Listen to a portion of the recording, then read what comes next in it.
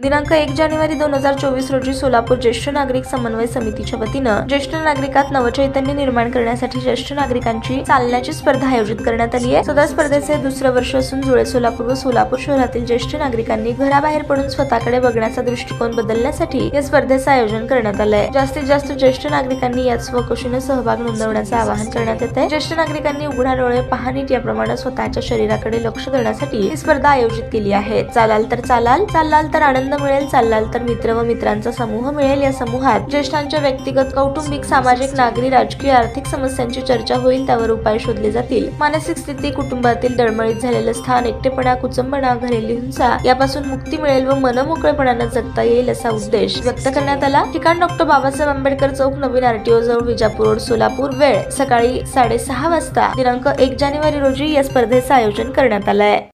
ताज्या बातम्या पाहण्यासाठी प्राईम मीडिया न्यूज चॅनलला सबस्क्राईब करा आणि बेल आयकॉन प्रेस करा।